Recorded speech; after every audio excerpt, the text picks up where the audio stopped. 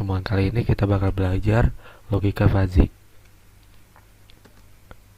Pertama, kita harus tahu dulu yang biasanya kita pakai itu adalah logika boolean. Atau kalian kan sering pakai yang namanya logika AND, OR, NOR atau sebagainya, dan outputnya itu hasilnya itu boolean atau 1 atau 0.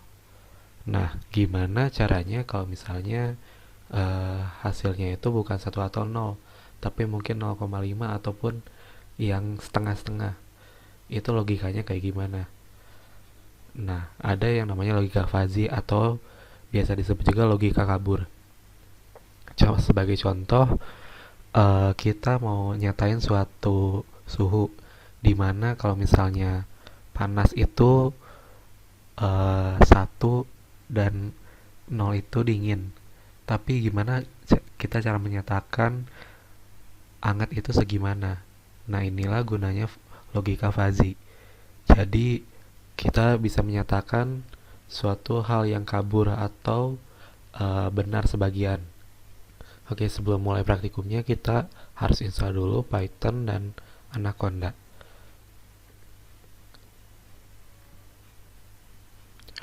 Lalu setelah install Python dan Anacondanya, kita install 3 modul ini untuk mendukung kita untuk menyelesaikan logika fuzzy di bahasa Python. Kalian bisa jalanin langsung perintah di sini, dijalanin satu-satu, atau mungkin alternatifnya kalian bisa install lewat komen yang di sini. Selanjutnya kita akan membahas fungsi keanggotaan. Jadi fungsi keanggotaan ini kalian udah biasa lihat di kalkulus atau matematika atau sebagainya. Jadi suatu fungsi di mana dia menunjukkan dari suatu titik ke titik yang lainnya, tapi ada suatu kondisi yang berpengaruh. Misalnya bisa dilihat di sini ada 3 contoh, mungkin kalian nggak asing dengan ini. Si fungsi keanggotaan tadi bisa direpresentasikan menjadi suatu grafik, atau yang di logika fuzzy kita nyebutnya itu derajat keanggotaan. Jadi dari fungsi keanggotaannya bisa dijadikan suatu grafik. Misalnya yang di kiri ada linear atau garis lurus, yang di kanan ada segitiga, dan ada jenis lainnya, ada trapesium, Gaussian, Bell, ada juga yang lainnya. Langsung ke contoh di Pythonnya, kalian bisa pause dulu dan ketik sesuai yang ada di sini. Nanti kalau udah, kalian bisa pakai text editor apapun, lalu kalian jalanin di command line Python segitiga.py atau namanya. Nah, nanti akan kelihatan si grafiknya. Jadi kita tadi import 3 modul. Yang pertama NumPy ini library untuk matematika atau proses numerik. Jadi selanjutnya ada pyplot, di mana pyplot ini untuk menggambarkan suatu grafik. Lalu ada skfuzzy, di mana untuk fuzzy-nya itu sendiri. Nah, lalu di awal-awal kita definisikan dulu grafiknya. Ada X. Nah, X ini untuk membentuk si dasar grafiknya itu sendiri. Terus ada ABC, di mana ABC ini adalah titik segitiganya. Jadi kita masukin di dalam fungsi trimf, di mana trimf ini adalah sebuah fungsi untuk menggambar segitiga. Makanya di sini parameternya ABC aja. Nah, jadi kalian bisa cari kalau misalnya trapesium itu pakai yang apa, atau bisa dicek nanti di referensinya. Di situ ada contoh source code-nya. Setelah itu kita masukin di variabel y, di mana ada pyplot y, di mana ini dia masukin ke dalam grafiknya. Lalu kita set labelnya, judulnya, dan kita set gridnya itu true supaya kelihatan ada garis kotak-kotaknya. Lalu kita tampilkan. Itu penjelasan dari source code-nya. Selanjutnya kita akan menyelesaikan sebuah masalah dengan logika fuzzy. di mana ada 4 proses. Ada falsifikasi, ada implikasi, ada agregasi atau komposisi, ada defalsifikasi. Yang pertama ada falsifikasi, di mana kita memetakan nilai Kripps atau numerik atau nilai yang nyata menjadi himpunan fuzzy. Intinya, jika kita melihat di soal itu sebuah angka-angka, kita akan ubah menjadi himpunan fuzzy atau grafik fuzzy. Nah, di situ sebagai contoh nih, kita udah punya grafik. Nah, setelah kita ubah jadi grafiknya, biasanya nanti ada suatu soal di mana kita diinputkan suatu angka dan nanti akan ditanyakan suatu pernyataan ini akan seperti apa. Sebagai contoh di sini kita diinputkan sebuah kecepatan 60 km per jam dengan grafik yang sudah ada di sini. Jadi, yang ditanyakan adalah ketika kecepatannya itu 60 km per jam, apakah kecepatan ini disebut sedang, cepat, atau lambat? Di logika fuzzy, kita nggak bisa bilang itu lambat, 100% lambat, ataupun sedang, ataupun cepat. Jadi, sebagai contoh di sini 60 km per jam di sini dia menyentuh di garis cepat dan sedang. Jadi dia bisa dikatakan 0,40 cepat atau 0,75 sedang. Nah, intinya ada dua pernyataan dan ini tuh ambigu, ini tuh kabur. Jadi suatu ciri logika fuzzy itu di sini dia nggak 100% true or false.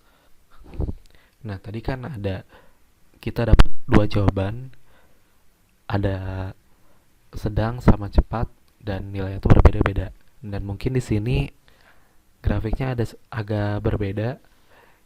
Nah, jadi dua jawaban tadi kita bisa nyatakan sebagai garis yang biru dan hijaunya. Katakanlah tadi yang cepat itu dia garis hijau 0,4-nya di sini dan ada 0,75 di garis biru di sini. Nah, terus kita operasikan fuzzy end atau bisa dinyatakan nilai minimalnya. Jadilah diambil grafiknya kayak gini. Nah, itu adalah sebuah proses implikasi. Lalu tadi kan ada dua grafik yang bersinggungan, dia sedang ataupun cepat. Nah, kita implikasikan lagi prosesnya di grafik yang berbeda. Kita lakukan hal yang sama. Kita sebagai contoh ini hasil dari yang kedua. Nah, kalau misalnya dia beririsan lagi di grafik yang ketiga, maka kita proses lagi dan kita satukan tiga grafik yang tadi, akhirnya adalah sebuah fuzzy set lungga.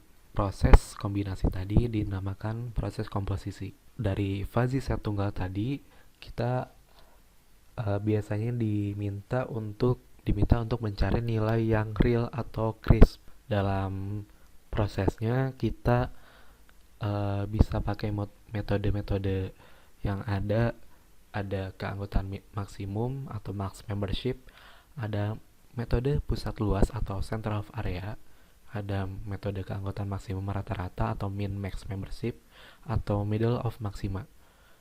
Intinya ini biasanya diminta dari soalnya disuruh pakai yang mana. Nah, kita pakai studi kasus soal. Jadi di mana kita akan membuat suatu simulator pemadam kebakaran. Jadi ada suatu sensor, misalnya suhu dan asap. Dia bisa diinputkan dan pertanyaannya gimana hasil dari semprotan dari alat pemadam kebakarannya. apakah besar atau kecil. Jadi aturan fazinya kayak gini, kalau misalnya suhunya itu tinggi dan asapnya itu banyak, dia semprotannya bakal besar. Terus kalau suhunya tinggi, asapnya kecil, asapnya sedikit, dia semprotannya masih besar. Terus kalau misalnya suhunya rendah dan asapnya banyak, dia semprotannya kecil. Terus kalau misalnya suhunya rendah dan asapnya itu sedikit, dia semprotannya kecil. Nah itu rule if then ya.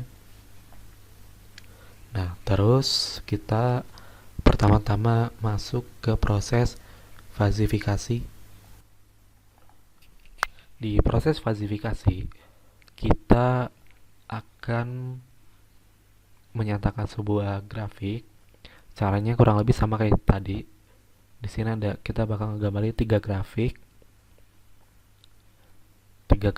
dan di dalam satu grafiknya ada dua garis. Ada dua garis kayak ada suhu rendah, ada suhu tinggi. Dan terus kita gambarkan suatu grafik. Di sini kita menyatakan sebuah grafik. Dia ini pakai subplots karena grafiknya akan banyak, gak cuma satu. Nah terus pertanyaannya mungkin ini angka-angkanya dapat dari mana? Nah ini sebenarnya angka dummy aja. Jadi misalnya di sini suhu rendahnya itu dia dibacanya dari 0 sampai 100 dan rentang range-nya itu dari min 1 sampai 255. Jadi nanti bakal diliatin grafiknya kayak gimana. Jadi intinya ini dummy aja datanya. Nanti kalau misalnya udah ada soal aslinya, kalian bisa masukin angkanya di sini. Terus selain kita gambar grafiknya sampai di sini, kita akan membentuk suatu fungsi di mana dia bakal nge-return dia itu rendahnya segimana atau tingginya segimana. Kalau misalnya di yang tadi itu ada fungsi keanggotaan, dia itu cepat atau sedang dan nilainya itu berapa. Di sini juga sama, bedanya di sini rendah sama tinggi. Kalau buat asap kita pakai sedikit atau banyak. Terus kita inputkan ini biasanya dari soalnya juga, ini dummy datanya aja. Nah nanti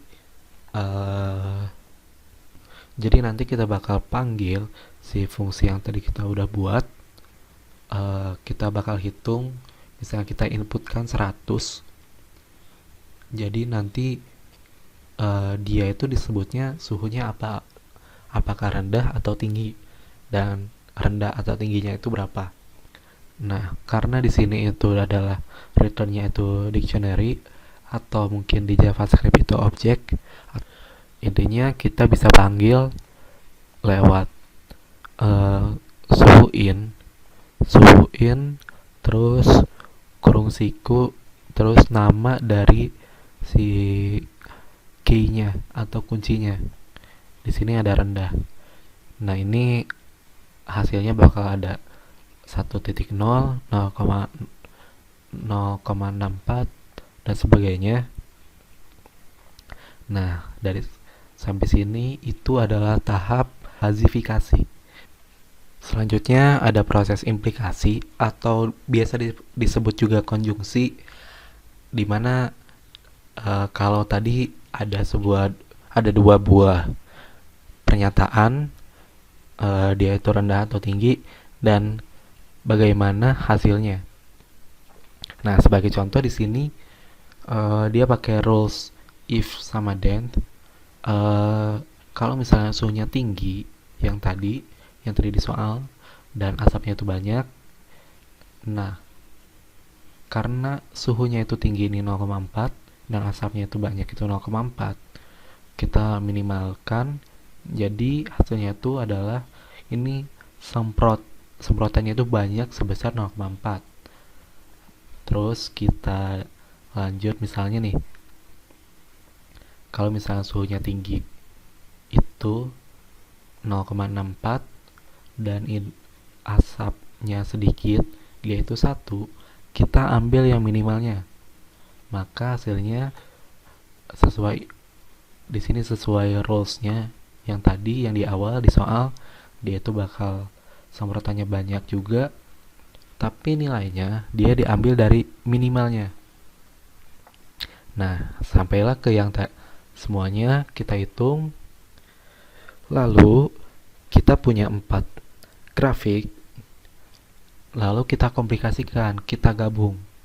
Nah, setelah tadi diimplikasi, uh, kita masuk ke bagian komplikasi atau bagian kombinasi dari beberapa grafik.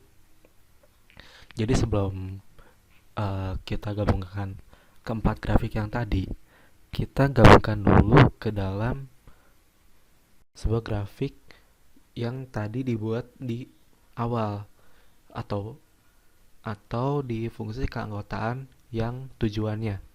Maksudnya tadi kan ada pertanyaannya itu adalah semprotannya itu bakal besar atau kecil dan bagaimana. Nah, makanya kita gabungkan dengan grafik yang semprotan. Dan dia harus sama atau harus sesuai dengan rule-nya. Jadi kan tadi rule 1 itu banyak. Ya, ini harusnya besar ya, besar-besar, kecil-kecil. Nah, jadi harus sesuai dengan garisnya. Jadi di sini untuk digabungkan kita pakai fungsi max. Kita gabungkan lalu kita agregat. Jadi agregat ini gabung dari gabungnya juga. Nah, itu bagian dari komplikasi atau penggabungan beberapa grafik menjadi satu set fuzzy. Lalu yang terakhir, kita defazifikasi. Jadi kita langsung panggil fungsinya aja, ada defaz. Lalu kita masukkan grafik keanggotaannya. Jadi grafik fazinya yaitu tujuannya itu adalah semprotan. Lalu kita masukkan hasil yang tadi dan kita masukkan nama metodenya apa. Nah, tadi kita nggak disebutin di soalnya. Jadi kita pilih aja bebas untuk sekarang. Nanti kalian bisa pakai yang lain. Nanti hasil dari defazifikasi ini adalah sebuah angka yang real dan sebenarnya nggak ditampilin di grafik juga nggak masalah. Ini ditampilin di grafik, tapi sebenarnya nggak masalah karena hasil akhirnya pun bakalan angka yang biasa gitu. Nah, kalau kita jalanin aja Python soal .p. Nah, di sini ada 4 grafik. Yang pertama itu suhu kayak gini, asapnya kayak gini, lalu ada semprotan. Ini sama karena ini pakai dummy datanya yang sama. Nah, terus hasilnya adalah titik sini. Atau yang bisa kita lihat di sini angkanya 127,0 sekian. Dan hasilnya itu angka. Nah, ini hasil akhirnya. Jadi, nah intinya kita udah dapat jawabannya, semprotnya itu nilainya 127, sekian. Mungkin di sekitar di tengah grafiknya dengan metode centroid.